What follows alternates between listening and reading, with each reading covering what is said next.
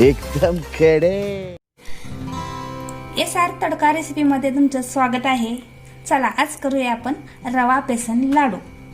त्यासाठी लागणारे साहित्य: अर्धी वाटी गरा, ह्याच वाटीने मी सर्व मोजून घेतलेलं आहे। 2 वाटी बेसन पीठ, 2 वाटी पिठी साखर, 1 छोटी वाटी ड्रायफ्रुट्स, 1 चमचा वेलची पूड, अर्धी वाटी तूप। चला तर मग आता आपण बेसन रवा लाडू करूया। चला आपण गॅसवर कढई ठेवलेली आहे, त्यामध्ये मी 2 चमचे तूप टाकले। तर त्यामध्ये ही अर्धी वाटी रवा आपण चांगला मस्तपैकी भाजून घेऊया। त्याला चांगला असा खमंग असा वास येईपर्यंत आपण भाजून घेणार आहे। बेसन लाडू हे फक्त बेसनाचे सुद्धा करतात, पण ह्यात रवा टाकल्यामुळे हे लाडू आपल्याला खाताना टाळ्याला चिटकत नाहीत, अगदी मऊसूद असे हे लाडू होतात। असा हे आपण रवा चांगला मस्तपैकी भाजून घेऊया। रवा आपला चांगला खमंग भाजलेला आहे। चला तर तो आपण एक आधी पहिल्यांदा डिश मध्ये काढून घेऊया। आता त्यामध्ये अजून 2 चमचे मी तूप टाकून हे बेसन 2 वाटी आहे ते आपण चांगलं आता ह्याच्यावर मस्तपैकी बारीक गॅसवर आपण हे भाजून घेणार आहे। गॅस आपण जास्त मोठा करायचा नाहीये, नाहीतर ते असं खाली करपण्याची शक्यता असते, म्हणून बारीक ह्याच्यावर आपण मस्तपैकी भाजून घ्यायचं। आता ह्याच्यावर अजून हे 2 चमचे तूप आपण अजून टाकून चांगले भाजून घेऊया।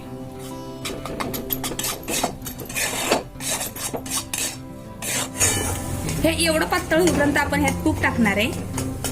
अजून जरी लागलं तरी आपण टाकणार आहे। हे चांगलं ह्याला सुद्धा चांगला खमंग असा वास येईपर्यंत आपण हे चांगलं भाजून घ्यायचंय।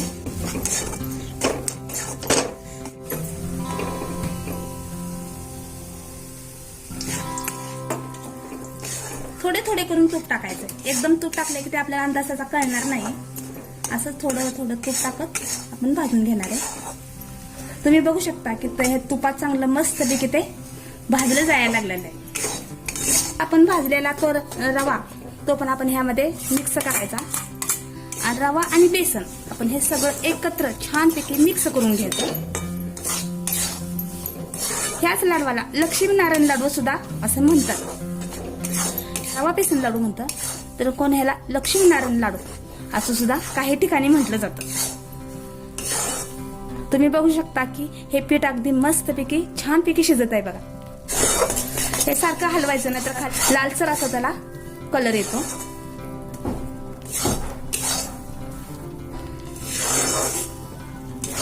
आता हे आपलं चांगलं भाजलेलं आहे। चला तर आपण आता गॅस बंद करून हे एका ताटात थंड व्हायला काढून घेऊया। मी गॅस बंद करून कढई खाली घेतलेली आहे। आता आपण हे रवा बेसन भाजलेलं पीठ आपण एका ताटात थंड व्हायला काढून घेऊया।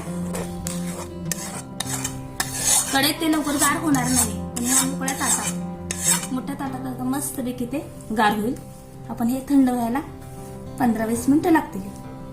हे आपण असेच ठेवूया। सुकलेलं आहे, आपण हे गुलताने आधी कट करून घेऊया।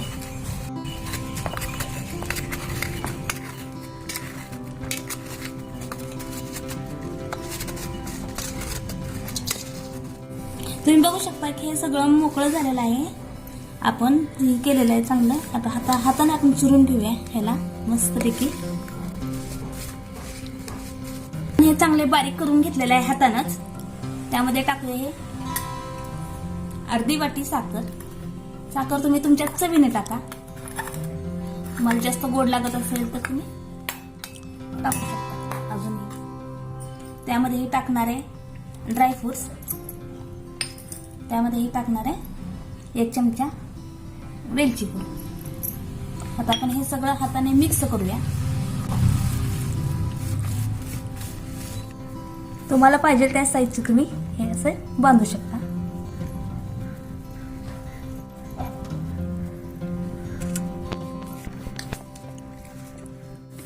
अशा प्रकारे रवा बेसन लाडू ही रेसिपी तयार झालेली आहे।